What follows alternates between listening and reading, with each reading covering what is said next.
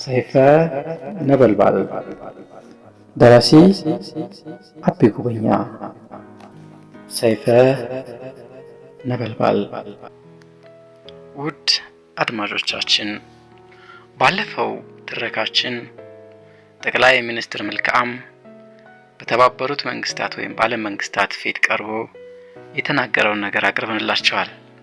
ዛሬ ደግሞ ስለ ታላቁ ጭቅጭቅ እናቀርብላችኋለን። ምዕራፍ 11 ታላቁ ጭቅጭቅ። ጠቅላይ ሚኒስትር መልካም የሚያቀደውንና የሚሰራውን የሚመለከቱ ሰዎች ሁሉ ለጊዜው ፈጣንና ሰፊ የሆነ ውጥኑ ከግቡ ይደርሳል ብለው በፍጹም አላመኑም ነበር። የሀገሩም ሆነ የውጭ ሀገር ተመልካቾች ጥርጣሬ ብቻ ሳይሆን በፍጹም አይቻልም የሚል እምነት ነበራቸው። ነገር ግን ለራሱ ሳይሆን ለህዝብ የተፈጠረ መሪ የሚሰራውን ተአምር ታላቅ በመሆኑ ቆራጡ ጠቅላይ ሚኒስትር ከወር ወደ ወር ከዓመት ወደ ዓመት በድል አድራጊነት ይራመድ ጀመር። ባቀዳቸው አቅዶች መሰረት የሀገሩን ህዝቦች በችግር፣ በበሽታ፣ በድንቁርና፣ በጭቆናና ራስን ብቻ በመውደድ ላይ ከፍ ያለ ድልን እያገኙ እንዲራመዱ አደረጋቸው። ህዝቡ አካሉን በሚጠብቅባቸው ምቾቶች ብቻ ሳይሆን በመንፈስ ከፍ ያለ በመሄዱ በአስተዳደር፣ በፍርድ ስራ፣ በፖለቲካ፣ በማህበራዊ ኑሮ፣ በባህላዊ እድገት፣ በኪነ ጥበባትና በስነ ጽሑፍ እጅግ እንዲራመድ አደረገው። በጠቅላላው የተሰራው ነገር ሁሉ ቅን አመራር ምን አይነት ፈጣን ተአምር መሆኑን የሚያሳይ ነበር። ነገር ግን ምቀኞች የሚነሱበት ክፉ ነገር ለማስወገድ ሳይሆን መልካም ነገር ለማጥፋት ስለሆነ በሀገሩ ውስጥ ያሉ የስልጣን ሱስ የሚያንቀዠቅዣቸው የፖለቲካ ሰዎች ነን ባዮች የሀገሪቱን ሀብት በልዩ ልዩ ምክንያት እየተጠጉ ለመንጠቅ ሲያኮተኩቱ እንዲህ ያለ አንበሳ የሆነ መሪ በመፍለቁ የተበሳጩ የውጭ መንግስታት የሚገፋፏቸው የዋሆች ያንዱን የውጭ መንግስታት የአስተዳደር እምነት ወይም አይዲዮሎጂ በቀጥታ አገልብጠን በሀገራችን ካላገባን የሚሉ ፋናቲክ ማሚዎች፣ ሌሎችም እንደነዚህ ባሉ መሰረተ ቢስ ዓላማ የሚዋዥቁ ቀላሎች በጠቅላይ ሚኒስትር መልካም መንግስት ላይ በግልጽ ተነሳሱ። በሀገሪቱ ውስጥ በጠቅላይ ሚኒስትር መልካም ስልጣን ከያዘ ወዲህ ሙሉ የሐሳብ መግለጽ ነጻነት ስለነበር ለማሻሻል የሚጠቅም ሐሳብ ሳይሆን ምቀኝነታቸውን ለመግለጽ የጓጉ ሰዎች በንግግር ማድረጊያ ቦታ በጋዜጦችና በልዩ ልዩ እትሞች የጠቅላይ ሚኒስትሩንና የሌሎችን ሚኒስትሮች ስም በኃይል ማጥፋትን ስራችን ብለው ያዙ። ነገር ግን ከሁሉ የሚያሳዝነው በዚያ ሙሉ ነጻነት መልካም የሆነና ህዝብ ሊቀበለው ትምህርት አድርጎም ሊጠቀምበት የሚችል የበሰለ ነቀፋ እንደማቅረብ ሁሉም የሚያቀርቡት የእረኞችን ስድብ ብቻ ነበር። አብዛኛውን ጊዜ የሚነገረው የጠቅላይ ሚኒስትሩ አባት የአንድ ነጋዴ አህያ ጠባቂ ነበር። ራሱም ከመሐንዲስ ኮሌጅ የወጣው ትምህርት የማይችል ደካማ ስለሆነ በፈተና ወድቆ ነው። ሚኒስትሮቹ የሚያመሹት ልጃገረዶችን እየያዙ በመስከርና በመደነስ ነው። በቂ ዕውቀትና ችሎታ ስለሌለው የሚሰራው ስራ ሁሉ ችኮላና የብስለት ጉድለት ያጠቃዋል። አገራችን ከውጭው ዓለም የተለየችና ብቸኛ እንድትሆን አደረጋት የሚሉና ሌሎች ከዚህ የማይሻሉ ቀላልና ሐሰት ነገሮች ነበሩ። በልዩ ልዩ መንገዶች የማይጠቀሙበትን ጥቅም ያሳጣቸው አንዳንድ ሰዎችም ይሄ ኮሚኒስት በአገራችን ተጫወተ እኮ እያሉ በግልጽ ይዘልፉት ነበር። በስድነትም ይወርዱበት ነበር። ከነበሩት የብልግና ስድቦች መካከል ዲቫልዶ ወይም መሻሻል በተባለው ጋዜጣ ጋሪኖ የተባለ የፖለቲካ ሰው ነኝ ባይ የጻፈውን ጽሑፍ ማየት የተቃዋሚዎችን መንፈሰ ደካማነት የሚያሳይ ነው። 1000 ብር እዚሁ ላትርፋለኝ ልሽጠው ወይ እና ጠቅላላ ገበያው ነው የሚያወጣኝ ካገኘሁ ሌላ ሽጠዋለሁ ነው አላይ ዘሆነ ወለዙ ብለክ ብላ ወለዙ ሞቶት እንጣት እዚህ ያተርፋል። ስንት ገዝቶት 63 ገዝቼው 64 ልግዛ ብለውኛል። ብር ሰጠውኛል አለና አፈላልጉ ደግሞ ዛሬ ተፈላልግ ያለው እስከ ቅዳሜ ነው የሚያጋሪስ ነገም እንደምብዬ ዛሬም ነገም ትናንትና ማንዲቀናል ያልከው የኢትዮጵያ ባንክ ማስታወሻ ልውሰደው አሁን 63 መልስልኝ ንገራቸውና ለነማ አሁን ለምትቀበሉ ይሄ እና ነገ እንትን ባባ ዛሬ ለተበለተ በአቋም ብሎና መልሱን የምንሰራው እንፈተን መጀመሪያ ነው የሚፈትነን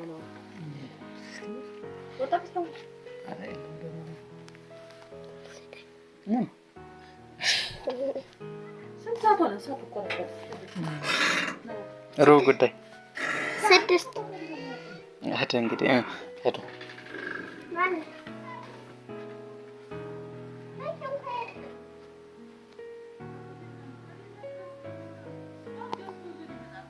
ሌላ ገዝቶ ይዞ ሊመጣ ነው ያህያ እረኛ ልጅ በህዝብ እረኝነት ላይ ባለም ውስጥ ምክንያቱ ባልታወቀ ኃይል ከስልጣን ላይ ከወጡ ወንበዴ ዲክታተሮች አንዱ የሆነው ጠቅላይ ሚኒስትር መልካም ማን እንደሆነ ታውቃላችሁን? አባቱ የአንድ ነጋዴ አህያ ጠባቂ ነበር። የትምህርት ደረጃው ከአንድ ዝቅተኛ ኮሌጅ በፈተና ወድቆ የተቋረጠ ነው። የሚያነባቸው መጽሐፎች ለቀለብላባው መንፈሱ ብቻ ተስማሚ የሆኑና ያልበሰሉ ናቸው። ስንት ታላላቅ የሆኑ አዋቂዎችና ጨዋዎች በሙያና በትውልድ የተከበሩ ሰዎች የሞሉበትን ህዝብ የሚገዛው ይህ ትንሽ ሰው ነው። ታላቅ ነገርን ያላየ በትንሽ ነገር መደነቁ የተለመደ ስለሆነ የዋሆቹ የሀገራችን ህዝቦች ይህ ደንቆሮ ገዣቸው በመሀይምን አይኑ ታላቅ ነገር ብሎ ያስገኛቸውን ነገሮች በማየታቸውና ከርሳቸው ሞልተው በማድራቸው ታላቅ እድልና እድገት ያገኙ መስሏቸዋል። አዋቂና ታላቅ በሆነ ሌላ ሰው ቢመሩ ኑሮ በሐሳብ እንኳን ሊደርሱበት ከማይችሉት እድገት ይደርሱ የነበሩ መሆናቸውን ለማመዛዘን አልቻሉም። ዲክታተሩ ጠቅላይ ሚኒስትር የዘመኑን የስልጣኔ ፋና ለማየት እንደ ጉጉት አይን የጠበቡ አይኖች ስላልቻሉለት ህጉንና የአስተዳደሩን የመሰረተው በ20ኛው ክፍለ ዘመን መንፈስ ሳይሆን ከሱ ጋር በአእምሮ በሚመሳሰሉት የድንጋይ ዘመን ሰዎች መንፈስ ላይ ነው። አረመኔው ዲክታተር ህዝብ መርጦኛል እያለ ያወራል። እሱ የሚራመደው ግን በራሱ ብቻ ፍላጎት እንጂ የህዝብን ፍላጎት በመከተል አይደለም። የህዝብ እረኛ ከመሆን ይልቅ እንደ አባቱ የአህያ እረኛ ቢሆን ተስማሚ ስራውን አገኘ ማለት ነበር። በማይገባው ቦታ ላይ ሆኖ የሚፈተፍተው ይህ ዲክታተር ህዝብን የሚያታልልበት ዘዴ ረቂቅ በመሆኑ የእርሱን ወንጀል ለህዝብ ገልጦ ማሳየት ቀላል ነገር አልሆነም። ክብሩን ጥሎ በየቦታው መዝረክረኩም ከበጉ ህዝብ ጋር ለመቆራኘት ዋና ምክንያት ሆኖታል። ህዝቦች ሆይ ይህ ደንቆሮ እናንተን ለመምራት በቂ ሰው አለመሆኑን አውቃችሁ ወደ አህያ ጥበቃው የምትሰዱት መቼ ነው? በብዙዎቹ የዕለትና የሳምንት ጋዜጦች ላይ ይህን የመሰለ ብልግና በታላቁ ጠቅላይ ሚኒስትርና በሚኒስትሮች ላይ ይጎርፍ ጀመር። ነገሩ እየባሰ ሲሄድ ብዙዎቹ ባለስልጣኖችና ህዝቡ ይህን ብልግና እንዲያድግ ጠቅላይ ሚኒስትሩ ጠየቁት። እሱም የፖለቲካ ሰዎች የሚባሉትንና የጋዜጦችና የመጽሔት አዘጋጆች ሰብስቦ የሚከተለውን ንግግር አደረገላቸው። የጠቅላይ ሚኒስትሩ ንግግር ከአሁን በፊት ይህን ቃል ብናገረውም አሁን ደግመዋለሁ። መጨቆን በመሪዎች የስልጣን ፍላጎት ብቻ ሳይሆን በህዝብ ብልግና ምክንያት ይመጣል ብያቸዋለሁ። ስንት ታላላቅ ሰዎች የተጋደሉበትን የሀሳብ ነጻነት ያህል መሳሪያ በምቀኝነት ለቆሸሸ ነፍስ ሲጨማለቅ ማየት ያሳዝናል። የማንም ሀገር መሪ እንደሚያደርገው ለብልግና ብቻ የተቋቋሙ ጋዜጦች መዝጋት ይችል ነበር። ነገር ግን ያዘጋጇቸውና የጸሐፊዎቻቸውን ታናናሽ ሰዎች ሰውነት በየቀኑ ከመግለጻቸው በቀር እኔም ሆነ ሌሎች የሥራ ጓደኞቼ ለመረጠን ህዝብ የምናበረክተውን አገልግሎት ሊያሰናክሉ ስለማይችሉ ዋጋ የሌለውን ጩኸታቸውን እንዲቀጥሉ ከመተው የተሻለ እርምጃ አላደርግም። ህዝብ ራሱ ይፍረድባቸው። ደግሞስ የሞት አባቴ በሌለበት ዓለም ለምን ይወቀሳል? አባቴ የነጋዴ አህያ ጠባቂ አልነበረም። ቢሆንም ኑሮ አላፍርበትም ነበር። ከብዶችና በምቀኝነት እየጤሱ ከሚኖሩት የኛ የፖለቲካ ሰዎች ይልቅ ደግ የአህያ እረኛ ይሻላል። ከቀላል መንፈስ የሚሰነዘርብኝ ክፉ ቡትር አጥንቴ ሊነካው ቀርቶ ቆዳይን አያጎርበውም። ነገር ግን እብዶችን መቆጣጠር ስለሚያሻ ዘላዮች ዝላያቸውን በልኩና በወጉ እንዲያደርጉ እጠይቃለሁ። ነገሩ በዚህ ብቻ አልቆመም። ተሳዳቢዎቹም ስድባቸውን ቀጠሉ። ነገር ግን ህዝቡና የሚበዙት ጋዜጦች ደግሞ በእነዚህ የፖለቲካ ሰዎች ላይ ተነሱ። ለምሳሌ ጋርጉምባ ወይም ተራመድ የተባለ ነጻ ጋዜጣ በአርዕስተ አንቀጹ የጻፈውን እንመልከት። የእብዶች ሸንጎ። እብዶች በሸንጎ ላይ። በብዙዎቹ የዓለም ሀገሮች ሀሳብን የመግለጽ ነጻነት አለ። ይኸውም በሀሳብ መታፈን ምክንያት የሰው ልጆች እውቀት ተደብቆ እንዳይቀር የተደረገ ቅዱስ ተግባር ነው። እንደኛ ሀገር ጋዜጦች ለእብዶች መቀባጠሪያ የተፈቀደለት ሀገር ግን ያለ አይመስለኝም። ብልግናና እብደት ነጻነት ከሆኑ ነጻነት የሚባለው ነገር ቢጠፋ እንወዳለን።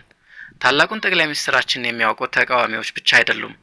እኛ መላዎቹ የሀገሩ ህዝቦች እናውቀዋለን። የምናውቀውም ከማንም በበለጠ ታላቅ ሰውነቱ እንጂ እብዶች እንደሚቃጁት አይደለም።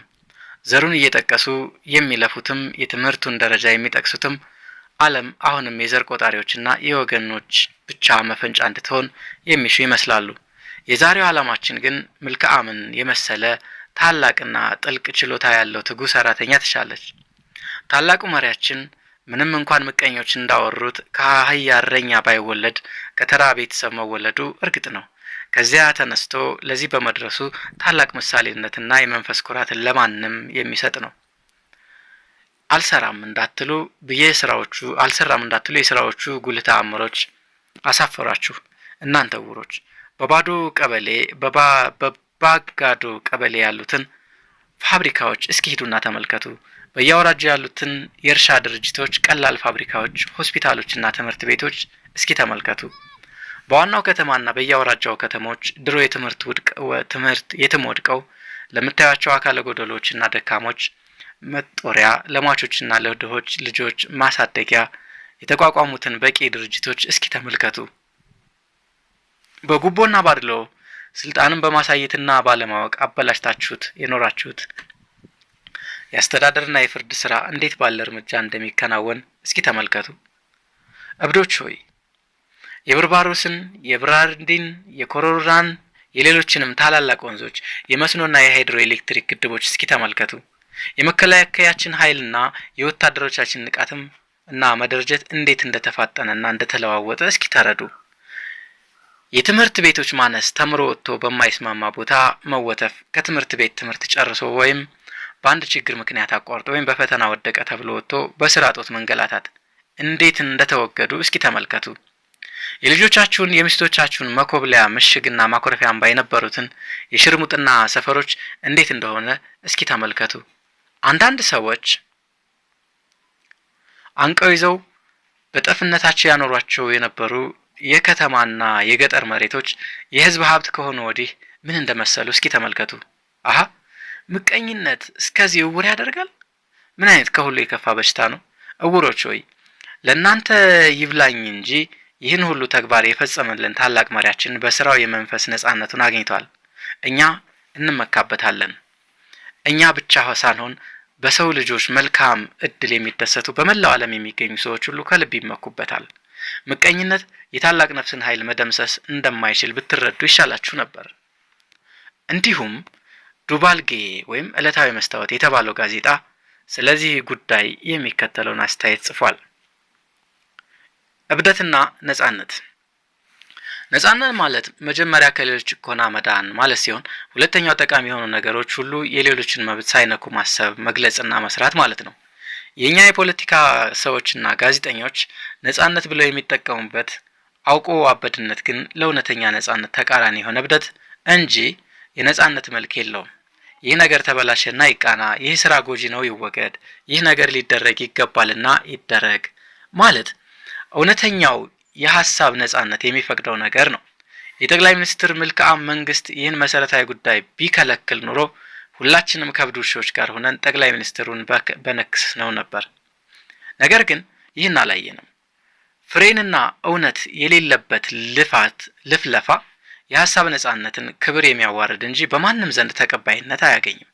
ጠቅላይ ሚኒስትራችን በስራና በበጎ ፈቃድ ተወዳድረው ሊያሸንፉት ያልቻሉ ሰዎች በብልግና ቢዘልፉትም እኛ ደግሞ የሚቻል አለመሆኑን እንጂ እድሜ በመቀጠል እንኳ ብንረዳው በወደን ህዝብ በመረጠውና ሲፈልግ ሊሽረው በሚችል መልካም እንጂ ክፉ ሲሰራ በማይታይ መሪ ላይ ይህን ያህል ብልግና መናገር እና መጻፍ እብደት እንጂ ነጻነት የሚፈቅደው ነገር አይደለም።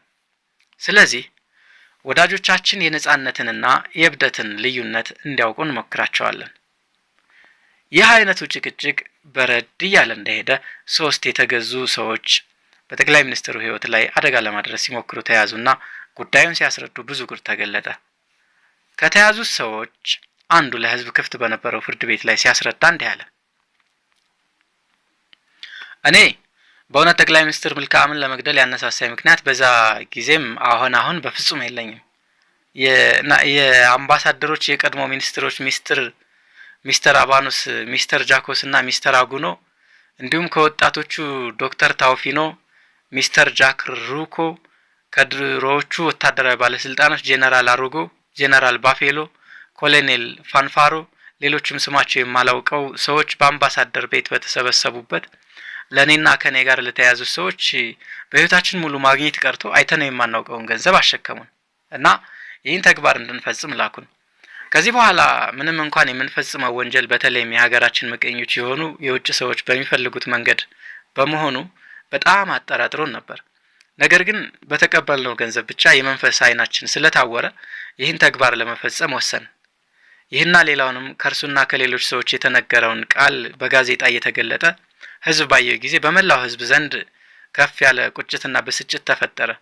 በሚሊዮን የሚቆጠሩ የፋብሪካ ሰራተኞች፣ የእርሻ ማህበሮችና የኩባንያዎች ሰራተኞች፣ የሌሎችም ሰላማዊ ሰራተኞች፣ በመቶ ሺህ የሚቆጠሩ ወታደሮች እንኳን ሰላማዊ ሰልፍ በማድረግ የጠቅላይ ሚኒስትራቸውን ጠላቶች መቃወማቸውን ገለጡ። ሀገራችሁን ከባዕድ ጋር ተስማምታችሁ የምትሸጡ ከሃዲዎች፣ የእድገታችሁንና የነጻነታችሁ ጠላት ከሆነ ኢምፔሪያሊስቶች ጋር ገደል ግቡ። ህዝብ በትጋትህ እዚህ በደረሰ፣ ጠላትህን ጨነቀው፣ አይኑ ደም ለበሰ። ጠላቶቻችን ማን በነገራቸው፣ ስጋህን ቢጎዱ በድብቅ ስራቸው፣ ነፍስህ ከሀገርህ በር እንደሚያግዳቸው። እነዚህን ቃሎችና ሌሎችም እነዚህን የመሰሉ ብዙ ሰላማዊ ሰልፈኞች በያዟቸው ሰሌዳዎች ላይ ይታዩ ነበር። በማንኛውም መንገድ ህዝብ የታላቁ ጠቅላይ ሚኒስትር ታላቅ እውነት እያወቀና በከፍተኛ የስራ ፍሬ እየተጠቀመ እንደመሄዱ መጠን የተቃዋሚዎቹ ሙከራ ሁሉ እየደከመና ዋጋ እያጣ ሄደ። ታላቅ መንፈስ ሰይጣናዊ በሆነ የምቀኝነት ኃይል ሊደክም አይችልም። ድሮው አንድ አቅድ ለማጽደቅ በብዙ ጥያቄና ክርክር ያደክሙት የነበሩ የፓርላማ አባሎች እንኳን ቀልጣፋ የሆነና በስራ ላይ ለማዋል የማያስቸግር ሀሳቡ ምን ያህል መሆኑን በመረዳት የሚያቀርብላቸውን ቅን ሀሳብ ሁሉ ያለ ጭቅጭቅ እያጸደቁ በስራ ላይ እንዲውል ያደርጉለት ጀመር። የቅን ሰዎች የመጨረሻ የደስታ ነጥብ የሆነው የስራ ፍሬ ማየት፣ በተለይም የህዝብን ጥቅም ከታላቅ ደረጃ ላይ አድርሰው ማየትና በህዝብ ዘንድ በፍጹም ልብ መወደድ ለጠቅላይ ሚኒስትር መልክዓም የየቀኑ እድል ሆነለት። ምኞቱም የብቻ ነበር።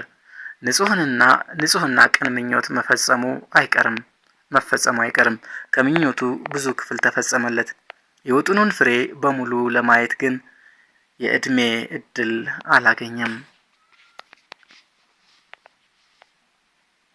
የጠቅላይ ሚኒስትር መልክዓም አሟሟት ሁኔታ።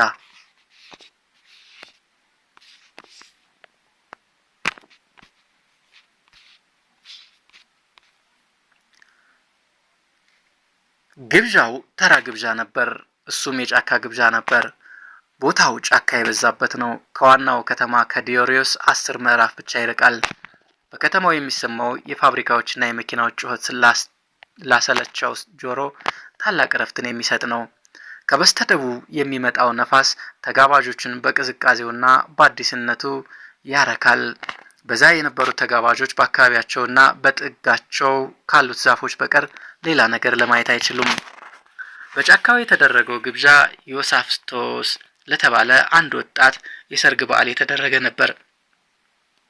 መልክዓም ምንም እንኳን የሀገሩን መንግስት መሪ ጠቅላይ ሚኒስትር ቢሆን ታላቁ ስሜቱ በስልጣን ሳይሆን በህዝብ ፍቅር ላይ ስለነበር በዚህ ተራ ግብዣ ላይ ተገኝቷል። ታላቁ ጠቅላይ ሚኒስትር ሰውን መውደድ እጅግ ለሚወዱት ሰዎች ታላቅ እድል ሆኖላቸው ይኖር ነበር። ለታላቁ ሩሲያዊ ደራሲ ለሊዮ ቶልስቶይ ብዙዎች ያደርጉት እንደነበረው የልብሱን ጫፍ ብቻ ብንነካው ብለው የሚመኙት እጁን ጨብጠው የፈለጋቸውን ሊያነጋግሩት፣ ፊቱን አይተን በሞት የሚሉት በአንድ ቦታ አብሮት ተቀምጠው የፈለጋቸውን ሊያወያዩት፣ እንደ ጋንዲ ቅዱስ ብለው የሚጠሩት እንደነበሩ ተራ ሰው ሆኖ በወንድምነት ሊያዩት ይችሉ ነበር። የሚያሳዝነው ተራ ሰውነትን መውደዱ ለምቀኞቹ ምኞት ምቹ መንገድ መስጠቱ ነው። ይህ ታላቅ ሰው በአካል ማሳየቱ ቀላል ነገር ነበር። የነፍሱን ምስጢር ማሳየት ግን እጅግ ከባድና ከቃላት በላይ ነው። አልበርት አይንስታይን በሂሳብ ወይም ማቴማቲክስ፣ በፊዚክስ በነበረው ፍቅር የአቶምን ኃይል ምስጢር አገላለጽ አገኘ። ሮክፌለር ቤተሰብ ገንዘባምነትን ስለወደደ ታላቅ የሀብት ክምችት መሰረተ። ሰው በፈለገው መንገድ ታላቅ ይሆናል፣ የፈለገውን ይከታተላል፣ ለፈለገው ግብ ይታገላል። ሁሉም ግብ ለባለቤቱ ክቡር ይሆናል። የሁሉም ሰው ግቡ አድርጎ ለራሱ ምኞትና ፍላጎት ብቻ ሳይሆን ለሁሉ ሰው ፍላጎት የሚታገል ግን ከሁሉም ፍጡር በላይ ነው። የታላቁ ሰው ታላቅነት ይህ ነበር። ደስታው የሁሉ ደስታ፣ ሐዘኑም የሁሉ ሐዘን ነበር። ይህን ስሜት በትምህርት አላጠናውም። ይህ ቅዱስ ስሜት የተፈጥሮ ቅዱስነትን ይፈልጋልና። ይህ ስሜት ለይምሰል አላደረገውም። ለይምሰል የሚደረግ ነገር ፍጹም ንጹሕ አይሆንምና። ለስንት ፖፖችና ፓትርያርኮች በልማድ የተሰጠ የቅዱስነት ስም ለታላቁ መልክዓም ያልተሰጠበት ምክንያት ያስደንቀኛል። እውነት ሆይ፣ እግዚአብሔር ሆይ እስኪ እናንተ መስክሩ። ፍርድ ሆይ፣ ነጻነት ሆይ፣ ርኅራኄ ሆይ እስኪ እግዚአብሔር ያሳያችሁ። ሰውን የሚጠሉ፣ የሚጠረጥሩ፣ የሚጨቁኑ፣ የሚበድሉ፣ የሚገድሉ፣ ራሳቸውን ብቻ የሚወዱ ሰዎች አርጅተው አፍጅተው በሰላም ባረፉበት ዓለም ይህ ቅዱስ ፍጡር በሰው እጅ ላይ ሞት፣ ወንበዴ ዓለም፣ ርጉም ዓለም። ክርስቶስ በ33 ዓመቱ የተሰቀለብሽ ጋንዲ ሊንኮልን ምን ስም ያስጠራኛል? ብዙዎች ደጎች በግፍ የሞቱብሽ፣ እኔ እነ ኔሮን የገዙሽ፣ እነ ሂትለር የፈነጩብሽ የወንበዴዎች የግፈኞች ዓለም። ድሮ ስለ ደጎች መቼ ስትሆኚ ወደ ታሪኬ ልመለስ? መልክዓም በዚያ ግብዣ ላይ ነበር። አለባበሱ አብዛኛውን ቀን እንደሚያደርገው ነበር። ጥቁር ሱፍ፣ ሽሮ መሳይ ሸሚዝ፣ ነጭ እና አረንጓዴ ቀለሞች ደምቀው የሚታዩበት ክራባት ለብሷል። ጫማው ጥቁር ነበር። በተቃዋሚዎቹ በኩል የቆየበት ጭቅጭቅና አቅዱን ከግብ ለማድረስ የነበረበት ተጋድሎ ያከሰዋል ተብሎ የሚገመተውን አስተያየት በፍጹም የሚሽር ውፍረትና የሰውነት መዳበር በፊቱ ይታያል። እኔ ለመኖር አልሰራም። ዛሬ ትክክል መስራቴ ለነገ ሕይወቴን የሚያጠፋ ሆኖ ባገኘው ግዳጄን አልዘነጋውም። እስከቻልሁ መስራት አለብኝ። በዓለም ውስጥ ያለ ባላጋራ የሚሰራ ጥሩ ነገር አለ መኖሩን ከተገነዘብኩ ብዙ ጊዜ ሆኖኛል። ባርነት አጸያፊና አሰቃቂ ነገር ነው። የባሪያን ጉልበት ለለመዱ ጌቶች ግን ቅዱስ ንጹሕ ሊሆን ይችላል። በዚህ መንገድ ባርነትን የመሰለውን እርኩስ ነገር የሚቃወም ሰው በባሪያ አዛዦቹ ዘንድ እርኩስ ነው። እኛ ማመዛዘን ያለብን የምንከተለውን ዓላማ ስህተትናትና ትክክለኝነት እንጂ የሚወዱንና የሚጠሉን ሰዎች መሆን የለበትም። እውነተኛውን የተፈጥሮ ሕግ ካልሻራችሁ ብለው የሚጠሉን ባለግል ጥቅሞች ይጥሉን። ግድ የለም፣ የምለምናችሁ ከእውነት ጋር ብቻ እንዳንጣላ ነው። በዚህ እምነታችን የሚደርስብን ችግር ከባድ ሊሆን ይችላል። እግዚአብሔር የመጀመሪያውን የመከራ ጽዋ ለእኔ ያድለኝ። ለሰው ፍቅር የምናደርገው ትግል ሌላ ትርጉም የሌለው እውነተኛ የሰው ፍቅር መሆኑን የምታውቁ ሁሉ የሚደርስብንን ነገር አትፍሩ። ልንፈራው የሚገባን በሕዝብ ፊት አታላዮች፣ ወንበዴዎች ሁነን መገኘትን ነው። ሁላችንም ከዚህ ሁሉ አብልጠን ያለ ጊዜው መሞትን እንፈራ ይሆናል። እውነት ነው። እኔም ጥቂት ሸምገል ብዬ በሞት እወዳለሁ። በሐሰተኛ ሕይወት አርጅቼ ከመሞት ግን ከእውነተኛነት ስሜቴ ብቀሰፍ እወዳለሁ።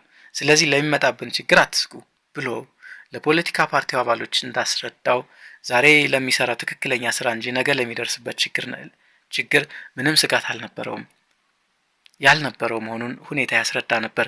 ለማስመሰል ሳይሆን በእውነት ከሚወዳቸው የአገሩ ሕዝቦች አንዱ የሆነ ወጣት ለሰርግ ሲጠራው በሰርጉ ላይ ተገኘ። አጃቢና ጠባቂ አልፈለገም። አብዛኛው የአገሩ ሕዝብና ሕሊናው ከፍርሃት ነፃ አድርገውታል። የሙሽራው ወጣት ዘመዶች ወይም ወዳጆች በዚህ የግፍ ሴራ ይኑር አይኑር እግዚአብሔር ይወቀው እንጂ እስካሁን በሰው በኩል የተገኘ መረጃ የለም። በሚጠጣበት ብርጭቆ ውስጥ ወንድምህን እንደ ራስህ ውደድ የተባለውን ክቡር ቃል የፈጸመው ታላቅ ሰው እንዳበደ ውሻ ከዓለም እንዲወገድበት መርዝ ተዘጋጅቶለት ኑሯል። በርኅራኄ መንገድ ያስለቅሳል፣ በወኔ በኩል ያስደነብራል፣ በበቀል በኩል ሰው የተባለውን አውሬ ከምድር ፊት ለመደምሰስ ሞክሮ ያሰኛል። በሃይማኖት በኩል ያስመንናል፣ ታላቁ ጠቅላይ ሚኒስትር የተቃዋሚዎችን መርዝ በተጠመደበት ብርጭቆ ላይ የተቀዳውን መጠጥ ይዞ ወደ ሙሽራው ቀረብ አለና በተለመደው ፈገግታው የደስደስና ጸጋ የተጎናጸፈ ፊቱን ሞልቶ እንግዲህ በርታ፣ ምንም እንኳን ማንኛውም ወጣት ኃላፊነት ቢኖርበት ወደ ቤተሰብ ኃላፊነት ለተሸጋገሩ ወጣቶች ተጨማሪ ኃላፊነት አለባቸው። ሚስት ለፍቅር ብቻ አትገባም። ማህበራዊ ኑሮ በአንድ ቤት ውስጥ ለመመስረት የንብረትን ይዞታ ለማበርታት ጋብቻ ነው መሰረቱ። ሚስት ማግባት ለብዙ ነገሮች ታላቅ ድጋፍ ይሆናል። እኔ በሚስቴ ብዙ ተረድቻለሁ። ቢጠቅምም ባይጠቅምም የውጭ አገልግሎት እንደ ልቤ ለማበርከት የምችለው የልጆቼም ሆነ የቤቴን ጉዳይ ሚስቴ በሚገባ ስለምታካሂድ ነው።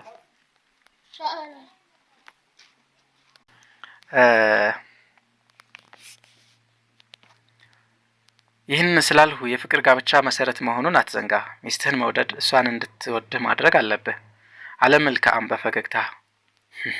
ወጣቱ ሳቀ። መልካም ከያዘው መጠጥ 2-3 ጊዜ ጎንጨት አደረገና ብርጭቆውን በአንድ እጁ እንደያዘ እኛም በጊዜያችን ጎረምሶች ነበርን። ሚስት በማግባት ከብዙ ነገር ማረፋችንን ወጣቶች ማወቃቸው የሚያስደስት ነገር ነው አለ እየሳቀ። ወጣቱ እፍረት የተቀላቀለበት ሳቁን ደገመ። አሳዛኙ ታሪክ ተጀመረ። በመልካም ግንባር ድንገተኛ ላብ ከንበል አለ። እግሮቹ እንደመብረክረክ አሉና ለመውደቅ ተንከርከር አለ። ሞቅታ አይባል ገና አሁን መቅመሱ ነው። በተሰበሰበው ሕዝብ መካከል ታላቅ የድንጋጤ ስሜት ተፈጠረ። ምናልባትም ከ4-5 ሰዎች በስተቀር በዛ ቦታ ቅጡ ጠፍቶበት ያልተብረከረከ ሰው የለም። ጥቂት ቆየት አለና መልካም እንደምንም ብሎ መሬት ላይ ቁጭ አለ። ሊጠጣ የጀመራትን ብርጭቆም መሬት ላይ ቁጭ አደረጋት። ተጋባዡ ሕዝብ ግራ ገብቶት ሁሉም ወደ እርሱ አይኑን ጥሎ ሲመለከት እዛው ሳሩ ላይ ዘርጋ ብሎ ወደቀ። ሙሽራው ወጣት ከሁሉ ቀድሞ የመልካምን አንገት ቀና አደረገና አረ ምን ይሻላል እያለ ይጮህ ጀመር።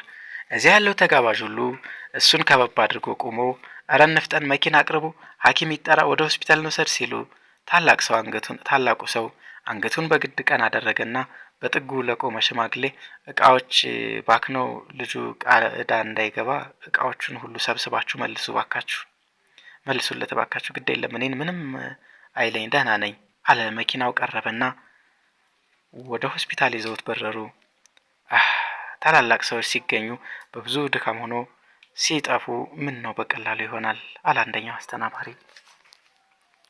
መርዛ ጠጥተውት እኮ ነው አለ ሁለተኛው አስተናባሪ። ሳህኖችና ቢላዎች እየሰበሰበ የማን ጠላት ሆነና? የክፋት ብርቱ ጠላት ነበር። በህይወቱ ሙሉ ሲያሸንፍ ኑሮ ዛሬ ክፋት አሸነፈ። ዓለም እንግዲህ እንዲሁና መቅረቷ ነው። አይ ያሳዝናል። የነበልባሉ ሰይፍ እንዲህ ባጭሩ ተሰበረ። የሰው ነገር በቃኝ አለ ሁለተኛው አስተናባሪ። አለቀ። እግዚአብሔር ሆይ የውለታ ዋጋ የምትጠይቅ ብትሆን ኑሮ ምን በቂ ዋጋ ይከፈልህ ነበር። አቤ ጉበኛ